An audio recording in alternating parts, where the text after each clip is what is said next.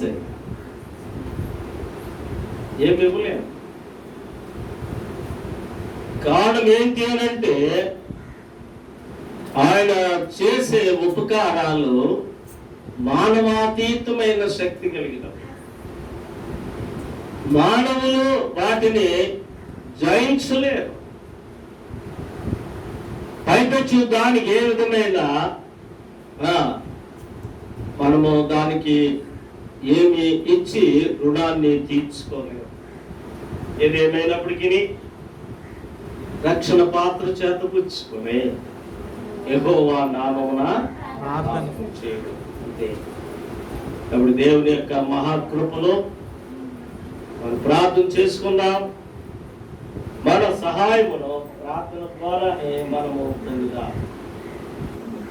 ముఖ్యంగా మన సోదరి వరలక్ష్మి గారు, వారి బంధువురాలు శ్రీలక్ష్మి గారట హోప్ హాస్పిటల్లో ఉన్నారు. కాకినాడ దగ్గర అచ్చంపేట జంక్షన్ లో ఉంది. పెద్దది క్రిస్టియన్ క్యాన్సర్ సెంటర్ తెలుసుకున్నాము కాకినాడలో. దానికి సంబంధించింది, అది క్రైస్తవ ఇన్స్టిట్యూషన్. అది వారు బ్రెయిన్ క్యాన్సర్ తో బాధపడుతూ వారు జాయిన్ అయ్యారని. ఇంకొక విచారకరమైన కారణం ఏంటంటే పెళ్ళై 3 నెలలే అయిందట. అయితే ప్రభు సహాయము, ప్రార్థన సహాయం కావాలి అని వారు కోరారు. నిజానికి దేవునికి అసాధ్యమైనది ఏమీ కూడా లేదు. యెహోవాకు అసాధ్యమైనది ఏదైనా కలదా? ఏమీ లేదు. ఉదాహరణకి అబ్రహాముకి 100 సంవత్సరాలు, శారముకు 90. పిల్లలు పుడతారా? అసాధ్యము. కానీ దేవునికి సాధ్యము. కుమారుడు పుట్టాడు శారముకి. ఆవిడేమన్నా తెలుసా? యెహోవా నాకు నవ్వు కలుగ చేశాడు. 90 సంవత్సరాల వయసు కలిగిన నాకు కుమారుడు కలుగుట, నాకే కాదు మా బంధువులందరికీ దేవుడు నవ్వును కలుగ చేశాను అని ఆయనకి ఇస్సాకు అని పేరు పెట్టి. ఇస్సాకు అన్న మాటకి అర్థమైంది నవ్వు. కాబట్టి ఈ సమయంలో దేవునికి అసాధ్యమైనది లేదు. ప్రార్థన సహాయం కావాలి అన్నారు శ్రీలక్ష్మి గారు. గుర్తుపెట్టుకోండి, ఆ ప్రార్థన సహాయము వారి కోసం మన ప్రార్థనలో జ్ఞాపకం చేసుకుందాం. రెండవది, మన పాల్ గారు మేనమామ, సొంతం వాళ్ళ అమ్మ తమ్ముడే. ఇదే ఆదివారము చనిపోయాడు ఇక్కడ గోదావరిలో పడి. కారణం ఏంటి అని అంటే ఆయన సేవ చేస్తాడు, నాకు తెలుసు. ఆయన పేరు కూడా అప్పారావే. 2 కిడ్నీలు పోయినాయట. నిరాశ. ఈయన అంటాడు 50 లక్షలు ఆస్తుందండి ఆయనకి, కొన్ని ఏమీ లేదు అనుకోవడానికి లేదు, ఇక నేను బ్రతకను అనుకున్నాడు.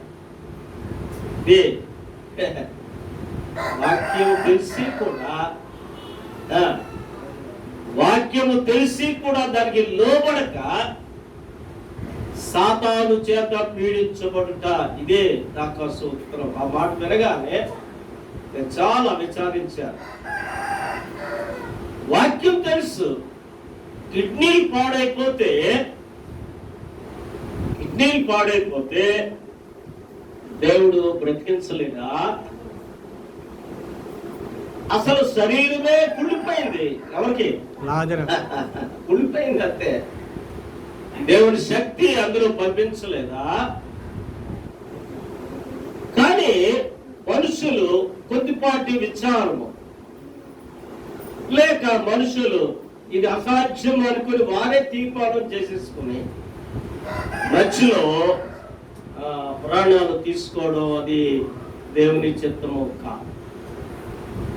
అందుచేత వారు ఈ ప్రార్థనా కూటాన్ని రేపు బుధవారం ఇక్కడ కమ్యూనిటీ హాల్ ఉంది, పాత బస్ స్టాండ్ లో, వారి ఇంటి ముందే అక్కడ ప్రార్థన జరుగుతుంది. మనందరినీ వారు ఆహ్వానించారు. నిజానికి ఆ కార్యక్రమం అక్కడ ఉన్న పాస్టర్ గారు చేశారు, రాజ్ కుమార్ గారు అని. అదే మన సోదరుడు తరపున మీరు తప్పగా రండి అని నన్ను పిలిస్తే మరి నేను సేవకుడిగా రావాలి కాబట్టి నేను ఆ ప్రార్థనకి నేను అటెండ్ అవుతా. ఈ రెండు ఇన్సిడెంట్స్ చూస్తూ ఉంటే మనకి ఏమనిపిస్తుందంటే, ఒకవేళ వెనక ముందు ఎవరు లేరండి, ఆస్తి లేదు, రూపాయి ఖర్చు పెట్టి ఎవరు లేరు అని అంటే కొంచెం మనం ఆలోచించవచ్చు. ఆస్తి ఉంది, నేను ఇలాగ అనుకున్నాను, అది మరి ఎంతవరకు నిజమో కానీ హాస్పిటల్కి వెళితే ఎంత ఖర్చు అయిపోద్ది కదండి, ఖర్చు అయిపోద్ది. ఇప్పుడు అనవసరం డబ్బు ఖర్చు పెట్టుకోవచ్చు, అదేదో పిల్లలకుంటే బాగుంటుందేమో అని ఆలోచించడం ఏమో నాకు తెలియదు. కానీ అలాగ చేయటం కూడా అది దేవుని వాక్యానుసారం కాదు. మనము దేవునికి అప్పగించుకుందా, దేవుడు ఎంత కాలమైతే ఈ భూమి మీద ఉంచుతాడో అది ఆయన చేతిలో ఉంది, మన చేతుల్లో లేదు. ఆ అధికారాన్ని మన చేతుల్లో తీసుకోవడం అది చాలా దేవునికి విరుద్ధమైనది. కాబట్టి ఈ సమయంలో మనకు జరుగుతున్న ఇన్సిడెంట్స్ చూస్తుంటే చాలా భయాన్ని కలుగు చేస్తున్న పరిస్థితులు ఉన్నాయి. భక్తి కలిగిన వారు కూడా దేవుడు తెలియనటువంటి వారు కాదు. నేను అక్కడ సేవ చేసేటప్పుడు కాసేపు ఉండి వెళ్ళిపోయేవాడు. రామకృష్ణ గారు వీళ్ళందరికీ బాగా తెలుసు. ఎక్కడికి వెళ్ళిపోతున్నాడు అని 2-3 సార్లు ఆలోచించి అడిగితే అప్పుడు చెప్పాడు, ఇంకో చోట ఎక్కడో చిన్న సంఘం ఉందండి అక్కడికి వెళ్తున్నాడు అని. ఓకే, ఎక్కడికో చోట దేవుని వాక్యం చెప్పడానికి వినడం కంటే చెప్పడానికి వెళ్తున్నాడు అని అంటే సంతోషించేవాడు. మరి ఏదేమైనప్పటికీ ఈ సమయంలో వారు లేకపోవడం వారి కుటుంబానికి ఎంతో దుఃఖం. అయినప్పటికీ ప్రభు వారి కుటుంబాన్ని ఆదరించలాగున మనము ప్రార్థన చేద్దాం. మూడో విషయము, మన పిల్లలు ఇంటర్ పరీక్షలు రాస్తున్నారు. అప్పుడే మొదటి పరీక్ష అయిపోయింది. మన సంఘంలో ఇదిగో అవినాష్ అలాగే చిన్నములు రాస్తున్నారు. దేవుడు ఇంకా జరగవలసిన ఇంచుమించు 6 సబ్జెక్ట్స్ ఉన్నట్టున్నాయి. దేవుడు వాటన్నిటిలో కూడా గొప్ప జయమిచ్చేలాగున, మధ్యలో ఏ విధమైన అంతరాయాలు కడుక్కుండా ఉండేలాగున, సాతాను శోధనలోనికి వారిని ఏడవకుండా ఉండేలాగున మనము ప్రార్థన చేయాలి. తర్వాత 4వది, ఇప్పుడే సోదరులు చెప్పారు, మన ఈ ఆదిలక్ష్మి గారు వారి యొక్క చెల్లి గారి పాపది లాకెట్ పడిపోయిందంట. ప్రార్థన చేసాం, చైన్ దొరికింది కానీ లాకెట్ దొరకలేదండి అని అంటే కొంచెం విచారించాం. ఎందుకంటే మందిరానికి వచ్చారు పాపని దీవించడానికి అని అంటే, ఈ ఇన్సిడెంట్ జరిగిందంటే కొంచెం మనసులో వేదన ఉంది. రాగానే వారు చెప్పారు శుక్రవారం ఊడుస్తుంటే దొరికిందండి అని. కాబట్టి దేవుడు ఆ సంతోషాన్ని ఆ కుటుంబంలో ఇచ్చాడు. ఏదేమైనా ఇలాంటి విషయాలు ఉన్నప్పుడు చంటి పిల్లల దగ్గరికి వస్తువులు పెట్టుకోవడం కొంచెం అవి శ్రేయస్కరం కాదు. ఒకవేళ ఉంటే వాటిని కొంచెం జాగ్రత్తగా చూసుకోవాల్సిన బాధ్యత కూడా మనదే. వారికి ఉంగరాలు పెట్టుకుంటాం, అవి పెద్ద అయిపోతాయి, వీలు సన్నగా అయిపోతే జారిపోతుంటాయి. కాబట్టి ఏ విధమైన పరిస్థితుల్లో కూడా కొంచెం విచారించకుండా అవి మరలా అది కష్టార్జితాన్ని దేవుడు వృధాగా పోనివ్వడు. మీరు గమనించారు, నీ ఆహారమును నీళ్ళ మీద వేయము, అది అనేక సంవత్సరాల తర్వాత అది నీకు కనపడునని వాక్యం ఉంది.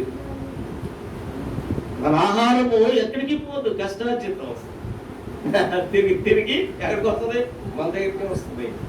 కాకపోతే కొద్దిసేపు దుఃఖం కలుగుతుంది.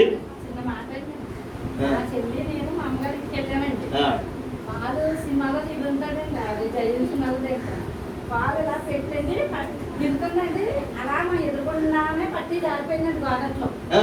నీకు జారిపోయింది, నీకు దొరికిపోయింది ఏంటి, పట్టి గోడట్లో పడిపోతుంది, మాకు దొరికిపోయింది అనుకున్నామండి. నామ దిగేసి అందరం ఇంటికి వచ్చేసామండి. అక్కడే రేవు దగ్గర మా చిన్నానని ఆయన కాఫీ వాటర్ ఎక్కువ అమ్ముకుంటాడండి. రేపు రేపు పట్టనండి దొరికిందండి, మార్నింగ్ ఇంకా పట్టి మనం దొరికిపోయింది. ఈ పట్టణం ఎలా పట్టించుకోలేదో దేవుడు మనం నిజంగానండి, అదే అలా వదిలేసాము. వచ్చేటప్పటికి మేము వచ్చేసామంటే పాట ఆరిపోయిందంటే గోదావరి లోపలికి నీరు వెళ్ళిపోతుంది కదండి. మా చిన్నాన్ని ఏం చేశాడంటే ఫోన్లే పట్టి పడిపోయిందని అన్నది అని అంటే వెళ్ళి అలా చూస్తున్నాడంటే చూస్తుంటే పట్టి దొరికిందంటే గోదావరిలో పడిపోయింది పట్టి అండి. నీళ్ళు వెనక్కి వెళ్ళాక తను వెళ్ళి చూడాలనిపించమండి. మళ్ళీ పట్టి దొరకడం అలాగే. తర్వాత నాకు ఇంకొక ఇన్సిడెంట్ అంటే మాకు తెలుస్తున్నామే అవి కొంచెం చాలా పెద్ద వెడల్పు పట్టీలు పెట్టుకుంటుంది. ఆవిడకి అదో స్టైల్. అది మందిరానికి వచ్చింది ఆదివారం, ఇంటికి వెళ్ళేటప్పుడు లేదు, అది చాలా బరువు, అది ఏమైపోయిందో అనుకున్నాను కానీ అది ఇంతవరకు దొరకలేదండి. కాబట్టి కొంచెం అలాంటివి పోతే మనకి బాధ అనిపిస్తుంది. అప్పుడు దయచేసి జాగ్రత్తగా ఉందాం. ముఖ్యంగా శ్రీలక్ష్మి గారి కోసం మనం ప్రార్థన చేద్దాం. దేవుడు తన కృపను అంగీకరించలాగా దయచేసి వచ్చండి, ప్రార్థన చేసుకుందాం. దేవుని వాక్యాన్ని విందాం. ఎండలు ఎక్కువగా ఉంటాయి కాబట్టి త్వరగానే నేను ముగించి ఇంటికి పంపిస్తాను. వాక్యాన్ని చదువుకుందాం. యెషయా గ్రంథము 7వ అధ్యాయం.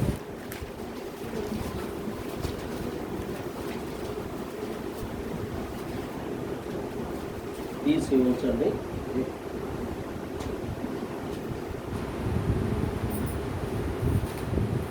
సమయంలో ఈరోజు ఏ రోజు మమ్మీలకి మీరు చెప్పారు విషెస్ ఎరా చెప్పారా? ఏమో అనుకురా అక్కడ చెప్పావా? ఏం చెప్పావు? ఏం చెప్పావు చెప్పండి. Happy mother's day. Very good. దీనిని గురించి ఇది వెస్ట్రన్ కల్చర్, అంటే విదేశీయుల ఆచారం. వారి తల్లికి కనీసం సంవత్సరానికి ఒకసారైనా విషయం చెప్తారు. కానీ వాక్యం ఏం చెప్తుంది దాని విషయమై, దాని గురించి కొన్ని మాటలు మీకు చెప్తాను. 66వ అధ్యాయము 12-13 వచనాలు చదువుకుందాం. ఆలకించుడి, యెహోవా ఎలాగు సెలవిచ్చున్నాడు. ఆలకించుడి, నది వలె సమాధానమును ఆమె యొద్ద పారచేయుదును. మీరు జనముల ఐశ్వర్యమును అనుభవించినట్లు ఒకడు మీద పొర్లిపారు జల ప్రవాహం వలె మీ యొద్దకు దానిని రాచేతును. మీరు చంకన ఎత్తుకొనబడెదరు, మోకాళ్ళ మీద ఆడింపబడెదరు. ఒకని తల్లి వానిని ఆదరించినట్లు నేను మిమ్మల్ని ఆదరించెదను. యెరూషలేములోనే మీరు ఆదరింపబడెదరు. ఇశ్రాయేలు జనాంగమును బట్టి ప్రవక్త యెషయా ప్రవచిస్తున్నాడు. మీరు ఒకని తల్లి ఆదరించినట్లుగా మీరు ఆదరింపబడతారు. అంటే ఇందులో మనం నేర్చుకోదగినది తల్లి యొక్క ఆదరణ. తల్లి యొక్క ఆదరణ నిజానికి చాలా మంది సైంటిస్టులు వారు చిన్నతనములో తల్లిదండ్రుల యొక్క భయభక్తుల్లో పెరిగిన వారే. అమ్మా, ఎలక్ట్రిక్ బల్బ్ ఎవరు కనుక్కున్నారా? సరిగ్గా చెప్పాలి. Thomas Alva Edison. ఇతడు స్కూల్కి వెళ్తుంటే పాఠాలు అర్థమయ్యేది కాదట. ఆ స్కూల్ టీచరు విసిగిపోయి ఒక ఉత్తరం రాసి ఇచ్చాడు, ఇది మీ అమ్మగారికి ఇవ్వండి, పుస్తకంలో పెట్టి. ఆ ఉత్తరం తల్లికి ఇచ్చాడు. తల్లి చదువుకుంది. తల్లి చదువుకుంటే ఆ రాత్రి బాగా ఆలోచించి ఉదయకాలం చెప్పింది, ఆయన ఈ స్కూల్ నీకు పడదు, ఇంకా మంచి స్కూల్లో నీకు జాయిన్ చేస్తాను అని చెప్పి ఇంటి దగ్గరే తనే తల్లిగా, తనే టీచర్గా, తనే అన్నిట్లో అన్ని అయి చిన్నతనంలో నుండే చదువు నేర్పింది తల్లి. దాంతోపాటు దేవుని అందరూ భయభక్తులు నేర్పింది. ఆ ఉత్తరంలో ఏముందంటే, మీ అబ్బాయి చాలా ముద్దోడు, సైకోగా ప్రవర్తిస్తున్నాడు, ఇతరుల పిల్లలకి అభ్యంతరకరంగా ఉంటున్నాడు, ఇతన్ని మా స్కూల్కి పంపొద్దు, వేరే స్కూల్కి పంపేయండి అని అందులో రాసిన ఉత్తరం. అది తల్లి కొడుకు చూపించలేదు, అది తన దగ్గరే పెట్టుకుని చాలా జాగ్రత్తగా ఆ కుర్రవాడిని పెంచింది. విజ్ఞాన శాస్త్రంలో బాగా చదివించుకోండి. వేరే హై స్కూల్లో ఇంచుమించుగా 999 సార్లు ప్రయత్నం చేసి ఓడిపోయాడట. మీరు చదువుకుంటారు పాఠాలు కదా, విని ఉంటారు. బల్బు తయారు చేసేటప్పుడు ఎన్నిసార్లు ప్రయత్నం చేశాడు? నేనైతే 1 సారి 2 సార్లు 3 సార్లు అంతే. ఇదేం పని అని వదిలేస్తాం. అవునా కాదంటారా? 900 సార్లు ఎవరైనా ప్రయత్నం చేస్తారా? 999 సార్లు ప్రయత్నం చేసి 1000వ సారి సక్సెస్ అయ్యి బల్బును కనుక్కున్నాడు. ఎవరు? Thomas Alva Edison. టీచర్ ఇచ్చిన సర్టిఫికేట్ ఏంటి? ఇతడు ఎందుకు పనికిరాడు, ముద్దోడు, పైపెచ్చు తోటి విద్యార్థులకు ఆటంకంగా ఉంటున్నాడు. ఈరోజు శతాబ్దాలు దాటిపోయిన తర్వాత ఆయనను జ్ఞాపకం చేసుకుంటున్నారు. ఎందుకో తెలుసా? తల్లి భయభక్తుల్లో పెంచింది. ఆ తల్లి చనిపోయింది ఒక రోజు. తన సూట్ కేసు అంతా చదువుతుంటే తన డైరీ దొరికింది. ఆ డైరీలో టీచర్ రాసిన ఉత్తరం దొరికింది. అంతవరకు తల్లి అతనికి చూపించలేదు ఆ ఉత్తరం. ఆ డైరీ ఏంటని తిరిగేస్తుంటే చిన్న మడత పెట్టిన చీటీ ఉంది. ఆ చీటీ చదివితే తను చిన్నప్పుడు ఆ టీచర్ గారు ఇచ్చారు, ఇది తీసుకెళ్ళి మీ అమ్మకి ఇవ్వాలి. వెంటనే ఉత్తరం చదివినప్పుడు తను చనిపోయిన సమయానికంటే మరీ ఎక్కువ ఎక్కి ఏడ్చాడట. ఇందులో సత్యం ఏంటంటే, వీడు తృణీకరించబడిన వాడు, వీడెందుకు పనికిరాడు అనుకున్న వారు ఈరోజు ప్రకాశించే వ్యక్తులుగా ఈరోజు వారు చరిత్రలో నిలిచిపోయారు. దేనివల్ల తెలుసా? తల్లి యొక్క ప్రార్థన వల్ల. కాబట్టి క్రైస్తవ జీవితంలో తల్లి కుటుంబానికి చాలా ప్రాధాన్యత ఉంది. కుటుంబ జీవితంలో తల్లి చాలా ముఖ్య పాత్ర వహిస్తూ ఉంది. ఇంకొక ఆయన నాకు ఇష్టమైన భక్తుడు సెయింట్ ఫ్రాన్సిస్ అనే భక్తుడు, ఆఫ్రికా దేశంలోని వాడు. చాలా తొంటరి వ్యక్తి. చాలా తొంటరి మాత్రమే కాదు, పక్కింటోడు, ఆయింటోడు, ఎదురింటోడు వీడు చచ్చిపోతే బాగుండు ఎవరన్నారు? ఆ వీధిలో వాడు కూడా అంత దుర్మార్గంగా ప్రవర్తిస్తూ ఉంటాయి. తల్లి పేరు మోనికా. ఎంతో ప్రార్థన పర్రా, భర్త లేడు. రోజు రాత్రి పగలు కన్నీరు కార్చి ప్రార్థన చేస్తూనే ఉండేది. ప్రభువా నా కుమారుని మార్చు, కుమారుని మార్చు. ఎంత ఎక్కువ ప్రార్థన చేస్తుంటే అంత ఎక్కువగా చెడిపోతున్నాడు. పెళ్లి కాకుండానే ఇంకొక ఆవిడతో సహవాసం చేసి కుమారుడికి కూడా కనిచ్చాడు. ఆ వీధిలో వారందరూ వీడు చచ్చిపోతే బాగుండు, చచ్చిపోతే బాగుండు. విసిగిపోయాడు ఒక రోజు. అందరూ అన్నారు, ఎందుకు వచ్చిన జీవితం, చచ్చిపోదాం అనుకుంటున్నాడు.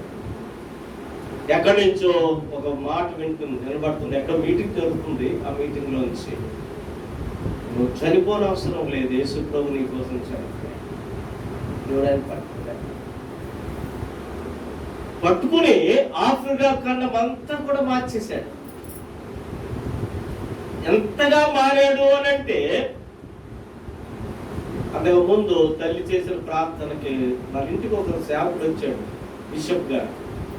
ఆయన పేరు బిషప్ ఆంబ్రూస్ అని. ఆయన చాలా వృద్ధుడు, అనుభవం కలిగిన ఆయన.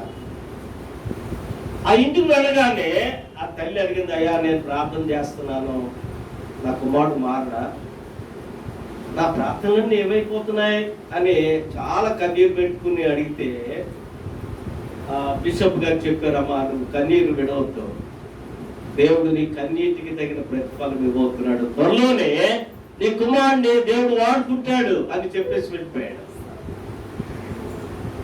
తర్వాత ఇన్సిడెంట్ జరిగింది. దేవుని వాక్యం చేత పట్టుబడ్డాడు. ఎంతగా మారిపోయాడో మీకు చెప్తాను ఒక విషయం.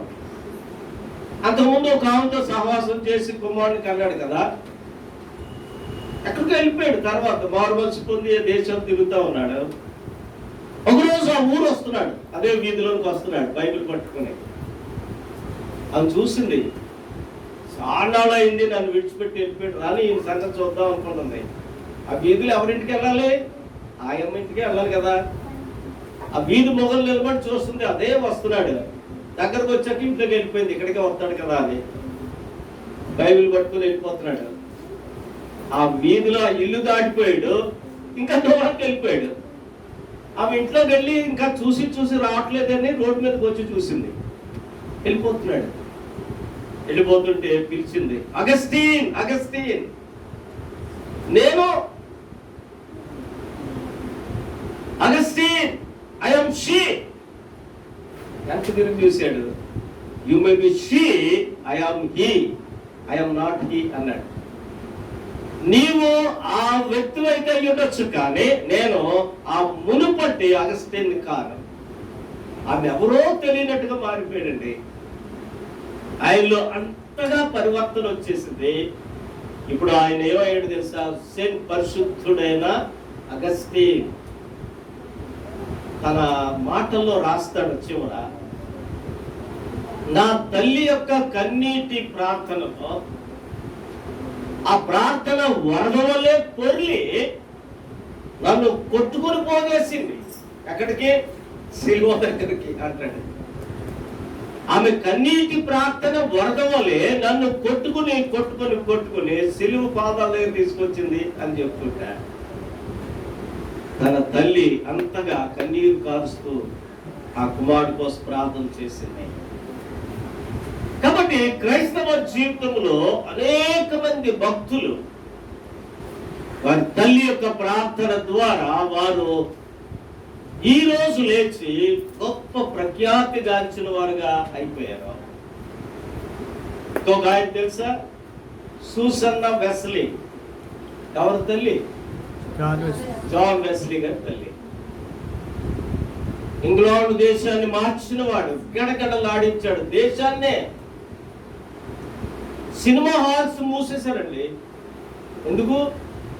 ఎవరు అంటలేదు, నష్టం. సారా దుకాణాలు మూసారు, డ్యాన్స్ హాల్స్, పబ్స్ మూసారు. ఎవరు వాటికి వెళ్ళలేదు. అంటే మనుషులు లేరా ఊర్లో అంటే ఉన్నారు, కానీ పాపం యొక్క భయం వారిని పట్టుకుంది. అలాంటి ప్రాంతాలకి మనుషులు వెళ్ళడానికి భయపడుతున్నారు, వెళ్ళట్లేదు. అవన్నీ నష్టాల్లో కూరుకుపోయి తలుపులేసారు, కూర్చారు. ఒక్కడు లేచి నిలబడి, ఆయనకు ఇంకొక పేరు ఉంది, చాలాసార్లు చెప్తున్నాను ఆ పేరు. ఏ పేరు? అగ్నిలో నుండి తీయబడిన కొరవి. అగ్నిలో నుండి తీయబడిన కొరవి. 11 మంది పిల్లలండి ఆమెకి. 11 మందిలో 2 చచ్చిపోయారు. ఇంకెంతమంది ఉన్నారు? 9. ఆఖరి వాడు 9వ వాడు జాన్ వెస్లీ. వాళ్ళు చెక్కలతో నిచ్చిన ఇల్లు నిలబడతారు జర్మన్లో. ఒక రోజు ఆ ఇల్లు కాలిపోతుంది. కాలిపోతుంటే అందరూ ఆ గదిలోంచి బాబా బిల్బల రోడ్డు మీదకి వచ్చేసారు. అదే ఇంకో తల్లి అయితే పెయింట్ అయిపోయి పడిపోద్ది. అందరిని 1, 2, 3 లెక్కేసుకుంటే హనుమంతుడు ఉన్నాడు, ఇప్పుడు కనపడతలేదు. ఏడి అంటే పై అంతస్తులో పడుకున్నాడు అంట చిన్నోడు, ఇంత ఉంటాడు. అప్పుడు ఆ కాలుతూ ఉంటే చుట్టుపక్కల వేడికి రెచ్చపుట్టి టక్మల్ లేచినట్ట, లేచి తలుపు తీసి రాసు వస్తున్నాడు అటు ఇటు, ఏం జరుగుతుందో అని. తల్లి ఏం చేసిందంటే ఎనమండుకుని రోడ్డు మీద మోకరింప చేసి ప్రార్థన చేసింది. ఎప్పుడు ఇల్లు కాలిపోతుంటే. అదే సిచ్యుయేషన్ మనం ఇక్కడ చేస్తున్నాం అనుకోండి, మనుషులు ఏమంటారు? ఇల్లు కాలిపోతుంటే నీళ్లు తీసుకొచ్చి ఆర్పడం ఏదో చెయ్యాలి, కానీ ప్రార్థన చేసి ఇల్లు ఆరుతుందా? ఇవి మరో వర్షం. కానీ ఆమె నేర్చుకున్నది తన పిల్లలు ఎనమండుకుని రోడ్డు మీదే మోకరింప చేసి ప్రార్థన చేసి ఆమె అనగానే ఈ 9వ వాడు అక్కడ ఉన్నాడు. అక్కడ జరిగింది ఏంటి అని అంటే, తల్లి ప్రార్థన చేస్తుంటే ఒక అజానుబాహుడు ఎత్తైన వాడు ఆ వెసలి దూకు అన్నాడంట. తర్వాత చెప్తాడు ఆయన సాక్ష్యంలో, ఇంక వెనక ముందు చూడకుండా చిన్నపిల్లోడు కదా దూకేశాడు, పట్టుకున్నాడు. ఆమె అనగానే ఆ వెసలి అక్కడ ఉన్నాడు. తర్వాత రాస్తాడు, అగ్నిలో నుండి తీయబడిన ఈ కొరవి ఇంగ్లాండ్ దేశాన్ని మంట పెట్టేసింది. ఇంగ్లాండ్ దేశాన్ని ఆయన ఒక సంస్థను స్థాపించాడు. మెథడిస్ట్ సంఘ స్థాపకుడు ఎవరు అని అంటే జాన్ వెస్లీ. మన సైడ్ కంటే హైదరాబాద్ అటు సైడ్ ఉన్నాయి మెథడిస్ట్ సంఘాలు. లూథరన్ సంఘం స్థాపకుడు ఎవరంటే డాక్టర్ మార్టిన్ లూథర్. వారి తల్లి జిగ్లర్ అమ్మగారు, వారు కూడా తల్లి కుమారుడు ఎంతో భయభక్తుల్లో పెంచింది. కాబట్టి ఈ రోజు ఈ గొప్ప గొప్ప భక్తులు వారి యొక్క భక్తి జీవితంలో కానీ వారి యొక్క ఉన్నత స్థితికి కానీ కారకులు ఎవరు అనంటే ఎవరు? తల్లి. కాబట్టి ఈ సమయంలో దేవుని వాక్యంలో ఒక మాట, నీవు భూమి మీద దీర్ఘాయుష్మంతుడు అగినట్లు నీ తల్లిని సన్మానించు. ఈరోజు మన చుట్టూ చూస్తున్న పరిస్థితులు, పేపర్లో న్యూస్ చూస్తుంటే ఆ వాక్యానికి ఎక్కడా కూడా కొంతలు కనపడుతుంటాయి. ఈరోజు దేవుని అంటే భయం లేని పరిస్థితుల్లో తల్లిదండ్రులు తమ పిల్లలను గాలికి వదిలేసి తమ సుఖమే మేలు అనుకుని తిరిగే తల్లిదండ్రులు ఉన్నారు. కానీ దైవభక్తి కలిగిన తల్లులు తమ బిడ్డల కోసం తమ కుటుంబాలను విడిచిపెట్టి ప్రార్థన చేసి వారు సంరక్షించుకున్నారు. కాబట్టి ఈరోజు ప్రపంచ దేశం అంతా కూడా మదర్స్ డే అనే పేరు పెట్టుకుని ఆ తల్లులను ఆరాధిస్తూ ఉంటే, దీనిలో నుండి ఒక గొప్ప గుణపాఠం ఏంటి అని అంటే, ఈ తల్లి భయభక్తురాలు, ఆ తల్లి భయభక్తుల నుండి మనము నేర్చుకోవాలి. బైబిల్ గ్రంథంలో ఒక ఆయన ఉన్నాడు, యవనస్తుడు. ఎవరు? కొత్త నిబంధనలో తిమోతి అనే యవనస్తుడు రక్షణ పొందడానికి ఎవరు కారకులు అని అంటే వారి యొక్క తల్లి, వారి యొక్క అమ్మమ్మ. 2వ పత్రిక తీయండి. 2వ పత్రికలో 10వ అధ్యాయమే 3వ వచనము నుండి కొన్ని మాటలు చదువుకుందా. నా ప్రార్థనల యందు ఎడతెగక నిన్ను జ్ఞాపకం చేసుకొనుచు నీ కన్నీళ్లను తలంచుకుని నాకు పూర్ణానందం కలుగుటకై నిన్ను చూడవల్లని రేయింపగలు ఆపేక్షించు నీ యందున్న నిష్కపటమైన విశ్వాసమును జ్ఞాపకం చేసుకుని నా పితరాచార ప్రకారము నిర్మలమైన మనస్సాక్షితో నేను సేవించుచున్న దేవుని ఎడల ఆ విశ్వాసము మొదట నీ అవ్వయైన లోయలోను నీ తల్లి అయిన యూనికేలోను వసించెను. అది నీ యందు సహా వసించున్నదని నేను రూఢిగా నమ్ముచున్నాను. తిమోతికి పౌలు ఉత్తరం రాస్తున్నాడు. నీ యందున్న నిష్కపటమైన విశ్వాసము జ్ఞాపకం చేసుకుంటున్నాడు. పౌలు తనలో ఉన్న విశ్వాసాన్ని చూసి, ఆ విశ్వాసం ఎలాంటిది? నిష్కపటమైన విశ్వాసము. యవనస్తుడైన తిమోతి. ఈ పత్రిక రాసేటప్పుడు పౌలు జైల్లో ఉన్నాడు. జైల్లో ఉన్నవాడు తన గురించి ఆలోచించకుండా తన ప్రియ కుమారుడు, ఆత్మీయ కుమారుడని పిలువబడే తిమోతిని హెచ్చరిక రాస్తూ, నీ యందు ఉన్న ఆ నిష్కపటమైన ప్రేమను, విశ్వాసాన్ని జ్ఞాపకం చేసుకుంటున్నాను అంటూ, అసలు ఈ విశ్వాసం నీలోకి ఎలా వచ్చింది? మొదట నీ అవ్వ అయిన లోయి, అమ్మమ్మ లోయి ఆ పేరు, నీ తల్లి యూనేకేలో ఉంది. అమ్మమ్మ దగ్గర నుండి తల్లి పొందిన విశ్వాసం, తల్లి దగ్గర నుండి కుమారుడు పొందిన విశ్వాసం. చూసారా, మూడో తరంలోకి వచ్చేసిన విశ్వాసం. ఏ విశ్వాసం? నిష్కపటమైన విశ్వాసం. మొదట నీ అవ్వ అయిన లోయలో, నీ తల్లి అయిన యూనేకేలో ఉంది. ఇప్పుడు నీ యందు సహా నీ యందు సహా ఆ విశ్వాసము వహిస్తుంది అని నేను రూఢిగా నమ్ముతున్నాను. ఆ విశ్వాసము నీ యందు కూడా ఉందని నేను నమ్ముతున్నాను అని ఒక శ్రేష్టమైన మాట రాస్తున్నాడు. చూడండి 7వ వచనం. దేవుడు మనకు శక్తియు ప్రేమయు ఇంద్రియ నిగ్రహము గల ఆత్మనే ఇచ్చను గాని పిరికితనం గల ఆత్మను ఇయ్యలేదు. అండర్లైన్ చేసుకోండి. దేవుడు మనకి పిరుకుతనము కలిగిన ఆత్మను ఇవ్వలేదు,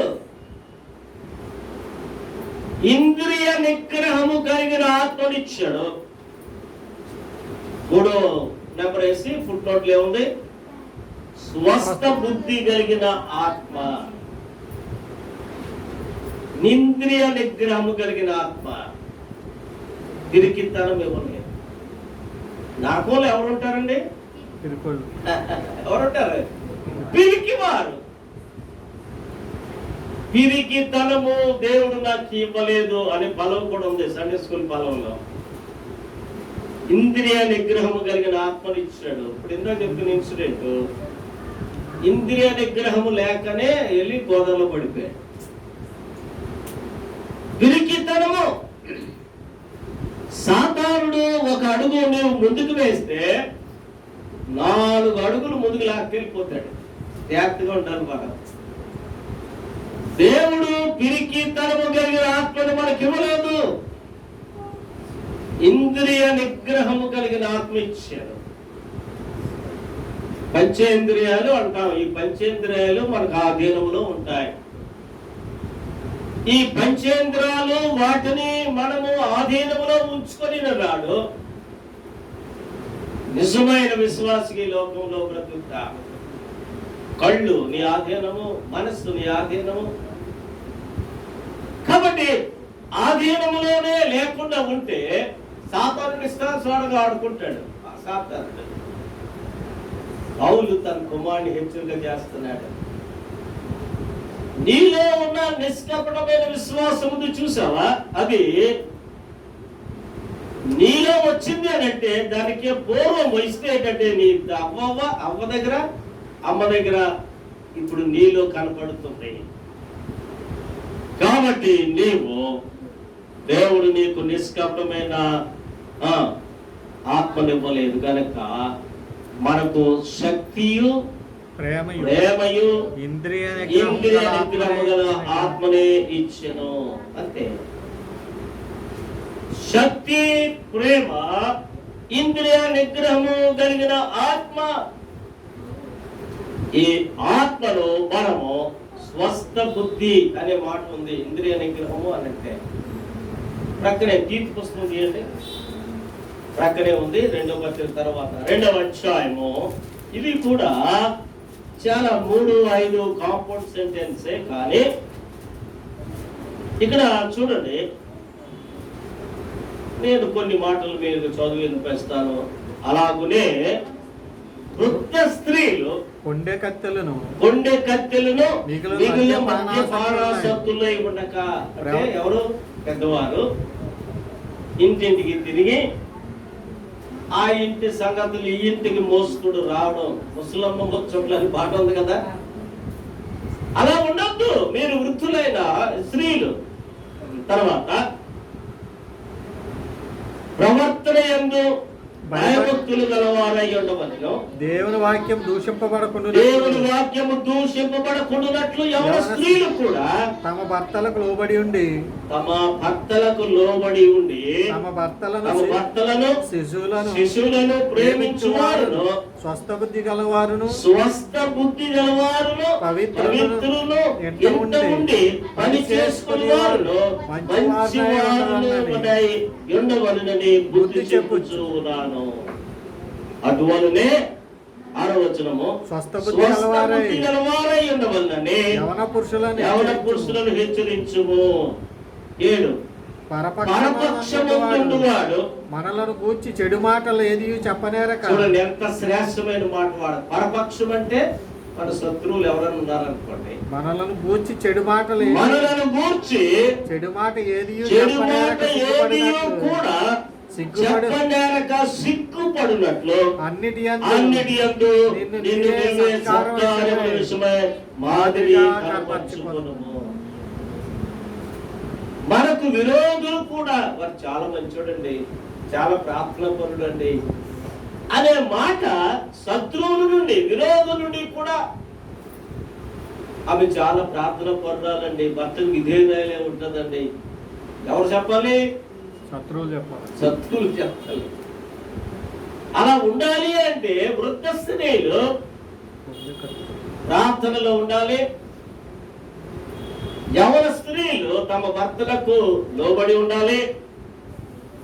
యవన పురుషులు స్వస్థ బుద్ధి గల వారై ఉండాలి అని 3 వయసులో ఉన్న వారికి కూడా వాక్యం నేర్పిస్తూ ఉంది. అలా కూడా ఉన్నప్పుడు ఆ ఇంట్లో ఉన్న ఇల్లాలు లేక ఆ ఇంటి యొక్క యజమానురాలు ప్రతిరోజు తన భర్తల విషయమై, బిడ్డల విషయమై, సేవకులమైన మా విషయమై ప్రార్థించే తల్లులుగా ఉండాలి. అలా ప్రార్థన చేస్తూ ఉంటే ఇక ముసలమ్మ ముసట్లు ఆడుకోవడానికి ఇక సమయం ఎక్కడ దొరుకుతుంది? ఎంత స్పష్టంగా పౌలు ప్రాక్టికల్ గా ఒక మంచి క్రైస్తవ కుటుంబాన్ని కట్టుకోవడానికి ఆయన ప్రయత్నాలు చేస్తూ సంఘాన్ని హెచ్చరిస్తున్నాడు. తిమోతి ఆ విశ్వాసంలో ఉన్నాడు అని అంటే దానికి ప్రధాన కారణము వారి తల్లి నీలో ఉన్న విశ్వాసము అది ఎలాంటిది? నిష్కపటమైన విశ్వాసము. విశ్వాసములో కూడా కపటమైన విశ్వాసం ఉంటుందంట. చూడండి, పైకి విశ్వాసగానే కనపడుతూ ఉంటాము, కానీ అది నిష్కపటమైన విశ్వాసమా లేకపోతే కపటమైన విశ్వాసమా అని మనం పసిగట్టలేము. పరిశుద్ధాత్మ పొందితేనే తప్ప ఆత్మ వివేచన చేయాలి. కాబట్టి ఇంద్రియ నిగ్రహము కలిగిన ఆత్మను దేవుడు మనకి ఇచ్చాడు. కళ్ళు మన ఆధీనంలో ఉండాలి, మనస్సు మన ఆధీనంలో ఉండాలి, కాళ్ళు చేతులు మన ఆధీనంలోనే ఉండాలి. కొంతమంది అంటారు, నాకు తెలియకుండా కానీ కాళ్ళు సినిమా హాల్లోకి సారా కొట్లోకి వెళ్ళిపోతున్నాయి అని చెప్తున్నారు అని అంటే ఇంద్రియ నిగ్రహం లేదు అంతే. వాటికి దాసుడు అయిపోయావు అనమాట. సాతాని దాసుడు అయిపోయావు. సాతానే నీ రిమోట్ కంట్రోల్. నీ చేతిలో సాతానుడు తన రిమోట్ కంట్రోల్ తో నిన్ను ఆడిస్తూ ఉన్నాడు. కాబట్టి ప్రియ దేవుని సంఘం ఈ సమయంలో తల్లి లేక అమ్మమ్మ యొక్క విశ్వాసము ఎంత గొప్పదో మనము ఈ వాక్యం ద్వారా జ్ఞాపకం చేసుకుంటున్నా. మీరింటికి వెళ్ళి పరిశీలన చేసుకోండి. నాకు నిజంగా ఇంద్రియ నిగ్రహం కలిగిన ఆత్మని ఇచ్చాడా దేవుడు? ఇస్తే నేను ఎందుకు భయపడతాను? ఎందుకు నాలో పిరిగితాను వస్తుంది? దేని విషయమై భయపడిన అవసరం లేదు. యెహోవా యందు భయభక్తులు కలిగిన వారు సింహం వలె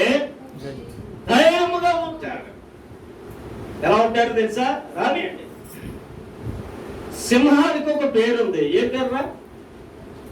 చెప్పండిరా పిల్లలు. మృగరాజు. అవునా? అడవికి రాజు. అది వస్తుంటే రాబర్ట్ వచ్చింది అనుకోండి, చౌలు పిల్లి. సింహాన్ని చూసి భయపడుతుందా లేకపోతే సింహం భయపడుతుందా? సింహం చూడు అన్నదంటే పరుగు. కానీ నీతిమంతులైతే ధైర్యముగా ఉంటారు. సాతానుడు తన తోక ఆడిస్తూ ఉంటాడు మన దగ్గర. తోక ఆడిస్తున్నప్పుడు విశ్వాసములను కూడా పడేస్తాడు మనల్ని. మీరు చాలాసార్లు గమనిస్తుంటారు, ఈ తలుపు సందుల్లో బలిపడి తోక పడిపోయి కింద ఉంటుంది. చూసారు ఎప్పుడైనా? బలి చచ్చిపోతే తోక మాత్రం ఆడుతూ ఉంటుంది. అంటే అది సాతాను యొక్క స్థితి. తన యొక్క తోక చూసి పిల్లలు భయపడిపోతూ ఉంటారు కదా. సాతానుడు కూడా మనల్ని అలాగనే భయపెడతాడు. దాని తల ఎప్పుడో చెదకొట్టబడింది. సాతాను తల ఎప్పుడు చెదకొట్టబడింది? అక్కడ సిలువలో. ఆయన సిలువలో సమాప్తమైనది అని చెప్పిన వెంటనే సాతాను యొక్క తల చెదకొట్టబడింది. మరణము యొక్క ముళ్ళు విరవబడింది. తేలు ఉందండి కొండి. ఆ కొండని విరిచేశాడు అనుకోండి, పిల్లలు దాన్ని పట్టుకుని దారం కట్టి ఆడుకుంటూ ఉంటారు. మీరు చూసారా లేదో? ఆ కొండే మరణం యొక్క కొండ విరవబడింది కాబట్టి ఈరోజు మరణం అంటే విశ్వాసకి భయం లేదు. అదొక నిద్రతోనే సమానం. మరణము అని అంటే రేపొద్దున ప్రభుతో ఉంటాము. అదే మనకి యొక్క స్థితి. ఆ ప్రధానమైన నిష్కపటమైన ప్రేమ కలిగిన విశ్వాసాన్ని మనము సంపాదించుకుంటే పిరికితనము ఆత్మను దేవుడు మనం ఇవ్వలేదు. ధైర్యంతో నిలబడతా, సింహం వలె నిలబడతా. సమస్యలు రానియండి, నా దేవుడు నా పక్షముగా ఉన్నాడు. దేవుడు మన పక్షముగా ఉండగా మనకు విరోధి ఎవడు? దేవుడు మన పక్షం. తీయండి రోమీయులకు రాసిన పత్రిక, రోమీయులకు రాసిన పత్రిక 8వ అధ్యాయము 21వ వచనము. రోమీయులకు రాసిన పత్రిక 8:21లో ఇట్లుండగా ఏమందుమో 8వ అధ్యాయము చదవండి. విద్యాలయానికి ఇట్లుండగా ఏమందుమో అంటే 31వ వచనము. ఇట్లుండగా ఏమందుమో దేవుడు మన పక్షం ఉండగా, దేవుడు మన పక్షముగా ఉండగా మనకు విరోధి ఎవడు? ప్రశ్న ఉంది అక్కడ. దేవుడు నీ పక్షముగా ఉంటే నీకు విరోధిగా నిలబడేవాడెవడు? దేవుడు నీ పక్షముగా నిలబడినప్పుడు ఎంత గొప్ప బలవంతులు ఎదురొచ్చినా, గొలియాతు లాంటి వ్యక్తులు నీకు ఎదురొచ్చినా, నీవు చిన్న దావీదువే అయినప్పటికీ దేవుని శక్తితో నింపబడి ఆ గొలియాతును సంహరిస్తావు. దేవునికి స్తోత్రం చెప్తాం. హల్లెలూయా, హల్లెలూయా. గొలియాతు 6 మూరల జానడు హైట్, ఇంచుమించుగా ఎంత 11 అడుగులు అంట. దావీదు దగ్గర ఏమీ లేవు ఆయుధాలు. శిరస్నాళము, బ్రెస్ట్ ప్లేట్ అన్నీ ఉన్నాయి. గొలియాతుకి చేతుల పేద కట్టు ఉంది. దావీదు చేతులు ఏమీ లేదు, చిన్న బొడిసెలు ఉంది. ఏది జొన్న చేలి మీద పెట్టలు తరిమేది. గొలియాతు ఏమన్నాడో తెలుసా? నేను కుక్కన నా మీదకి వస్తున్నా అని ఒకే ఒక మాట చెప్పాడు. జీవము గల దేవుని పక్షముగా నేను నీ మీదకి వస్తున్నా. సమూయేలు గ్రంథంలో ఉంటుంది. జీవము గల దేవుని పక్షముగా నేను నీ మీదకి వస్తున్నాను. అంతే.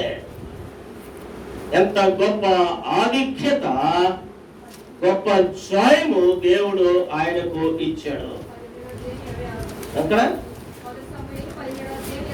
17వ అధ్యాయము దయచేసి తీయండి, 26 చదువుకోవాలి. దావీదు జయము గల దేవుని సైన్యములను తిరస్కరించుటకు ఈ సున్నితి లేని ఫిలిష్తీయుడంతటి వాడు వాని చంపి ఇశ్రాయేలీయుల నుండి నిందను తొలగించిన వానికి బహుమతి ఏమని అతని యొద్ద నిలిచిన వాడిని అడిగాడంతే.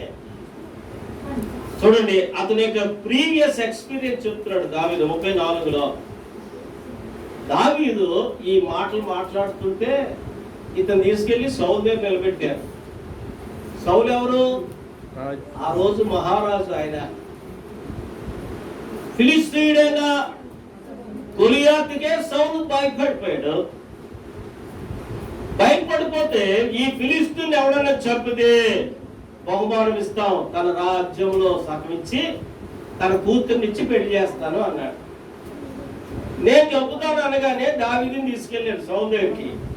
చూడండి, అప్పుడు సౌలుతో చెప్తున్నాడు, లేక 23 సౌలు, ఈ ఫిలిష్తీని ఎదుర్కొని వారితో పోట్లాడటకు నీకు బలం చాలదు, నువ్వు బాలుడవు, వాడు బాల్యం నుండి యుద్ధాభ్యాసం చేసిన వాడని దావీదుతో నేను. అందుకు దావీదు సౌలుతో ఎట్లా అన్నాడు, మీ దాసుడునైన నేను నా తండ్రి యొక్క గొర్రెలను కాస్తూ ఉండగా సింహమును ఎలుగుబంటి వచ్చి మందలో నుండి ఒక గొర్రె పిల్లను ఎత్తుకుని పోచుండగా దానిని తరిమి చంపి దాని నోట నుండి ఆ గొర్రెను విడిపించింది. అది నా మీదికి రాగా దాని గడ్డమును పట్టుకుని దానిని కొట్టి చంపి తిని. నీ దాసుడు నేను ఆ సింహమును ఎలుగుబంటిని చంపితే జయము గల దేవుని సైన్యము తిరస్కరించిన సున్నతి లేని ఫిలిష్తీయుడు వాటిలో ఒక దాని వలె అగును. సింహం యొక్క బలము నుండి, ఎలుగుబంటి యొక్క బలము నుండి నన్ను రక్షించిన యెహోవా ఈ ఫిలిష్తీయుని చేతిలో నుండి కూడా నన్ను రక్షించునని చెప్పాను. అది దావీదు యొక్క విశ్వాసం. తిరిగి తరమ కలిగిన విశ్వాసం కాదు. అంత ఎక్కువ మనిషిని చూసే జనాలు పారిపోతున్నారు. ఎవడొస్తారు రండిరా అంటున్నాడు లోచి పొద్దున్నే, అందరూ పారిపోతున్నారు. దావీదు తన ఎక్స్పీరియన్స్ చెప్తున్నాడు. ఏంటి తెలుసా? ఏం చెప్తున్నాడు? రోజు నా తండ్రి గొర్రెలు కాస్తున్నాను, సింహం సింహము బలము నుండి ఎలుగుబంటిని చెప్పాను, ఆ బలం నుండి తప్పించాడు నా దేవుడు. ఇప్పుడు అదే దేవుడు ఈ ఫిలిష్తీయుని కూడా చంపడానికి సహాయపడతాడు అన్నాడు. వెంటనే పొమ్ము అనగానే వెళ్ళాడు. యెహోవా నీకు తోడుగా ఉండును గాక అని అతని దావీదుతో చెప్పాడు. ప్రియులారా, ఎందుకు చెప్తున్నానంటే గొలియాత్ లాంటి సమస్యలు వస్తాయి మన ముందు, డైరెక్ట్ గా వచ్చి ఎదురుకుండా నిలబడతాయి. గొలియాతే రానవసరం లేదు. సింహం లాంటి మనుషులు ఎదురొస్తారు, సింహం మొఖాలు ఎట్టుకుని. ఎలుగుబంటి లాంటి మనుషులు వస్తారు. స్థిరముగా నిలబడి ఉంటే, స్థిరమైన విశ్వాసం నీలో ఉంటే, వీరికి తరము కలిగిన విశ్వాసం కాకుండా ఉంటే వాటిని జయించాను. అలా జయించే శక్తి దేవుడు నీకు నాకు ఇస్తాడు. కారణమేంటో తెలుసా? చిన్నతనంలో నుండే భయభక్తుల్లో పెంచబడినవా, చిన్నతనంలో నుండే తల్లి తండ్రుల యొక్క భయంలో పెరిగిన వారు, నిష్కపటమైన విశ్వాసం కలిగి జీవిస్తారు. తిమోతితో అంటాడు పౌలు, ఆ విశ్వాసం మొదట నీ అవ్వ లోయలో, నీ తల్లి యూనికేలో ఉంది, ఇప్పుడు నీలో కూడా ఉంది. ధైర్యంగా ఉండు. అతన్ని బలపరచబడవలసిన పరిస్థితులు వస్తే జైల్లో ఉన్నవాడు యవనస్తుడైన తిమోతిని బలపరుస్తున్నాడు. సింహాలు లాంటి మనుషులు ఎదురవుతారు, ఎలుగుబంటులు లాంటి మనస్తత్వం కలిగిన వారు ఎదురవుతారు. వాటిని జయించాలి అని అంటే వీరికి తరము కలిగిన విశ్వాసం ఉండకూడదు. ఆ పిరికితనం కలిగిన వారు ఎక్కడుంటారు? అగ్నిగుండంలో వేయబడతారు. పిరికితనము పాపమా? పాపమే. కారణం ఏంటంటే మనోడి పాపం అనగానే వ్యభిచారమో దొంగతనమో ఇదే జ్ఞాపకానికి వస్తాయి. కానీ దేవునిని చూచి భయపడేవాడు, సమస్యలను చూచి భయపడేవాడు దాన్ని అధిగమించకుండా చివరికి ఏమీ చేయలేక ఆత్మహత్య చేసుకుంటే అది పిరికితనమే. కానీ ప్రియులారా, ఈ సమయంలో ఈ ప్రాముఖ్యమైన దినంలో నేను ముగిస్తున్నాను. మనకు పిరికితనము కలిగిన ఆత్మనివ్వలే, ఇంద్రియ నిగ్రహము కలిగిన ఆత్మనే దేవుడు ఇచ్చాడు. అందుకనే ఆత్మను కుమ్మరించు దేవాన్ని పాడుకుంటూ ఉన్నాం. మనం దేవుని ఆత్మ చేత నింపబడిన అపోస్తలులు ధైర్యంతో నిలబడ్డారు. వారు ఒక్క మాట చదివి మీకు ముగిస్తాను. అపోస్తల కార్యాల గ్రంథంలో మీరు చూస్తే, అపోస్తల కార్యాల గ్రంథంలో ఎంత శ్రేష్టమైన మాట అక్కడ కనపడుతుంది అని అంటే, వీరు యేసుతో కూడా ఉన్నవారు అని గుర్తించారు. వారు వీరు యేసుతో కూడా ఉన్నవారు. 4వ అధ్యాయము 13వ వచనం. వారు వారు పేతురు. వారు అంటే ఎవరు? వారు అనగానే ప్రధాన యాజకులు, శాస్త్రులు, పరిసయ్యులు. వారు పేతురు యోహానుల ధైర్యం చూసినప్పుడు వారు విద్య లేని పామరులను గ్రహించి, ఇక్కడ వారు అంటే ఎవరు? యోహాను, పేతురు.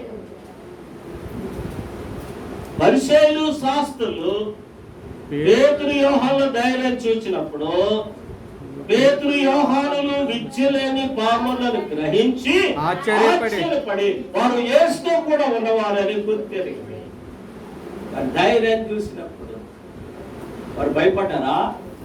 భయపడలేదు. సింహాలను చూచి భయపడలేదు, అగ్ని గుండమును చూచి భయపడలేదు, గొలియాతును చూచి భయపడలేదు. ఇక్కడ సిలువ వేస్తామని చెప్పిన పేతురు యోహానులు భయపడలేదు. మరి కలిగింది ఏంటో తెలుసా? ఇంద్రియ నిగ్రహం కలిగిన ఆత్మ, శక్తివంతమైన ఆత్మ మీద వారు ఆధారపడ్డారు. వారు ధైర్యముగా నిలబడ్డారు. ప్రియ దేవుని సంఘం ఈ సమయంలో జ్ఞాపకం చేసుకుంటుంటే, దేవుని అందులో విశ్వాసం ఉంచిన విశ్వాసులారా, మనకు దేవుడు ఇంద్రియ నిగ్రహం కలిగిన ఆత్మను ఇచ్చాడు. ఆ ఆత్మను పొందిన వారమై దేవుని కొరకు గొప్ప కార్యాలు చేద్దాం. దేవుడి మాట దీవించును గాక. ఆమేన్. ప్రార్థన చేసుకుందాం. అమ్మ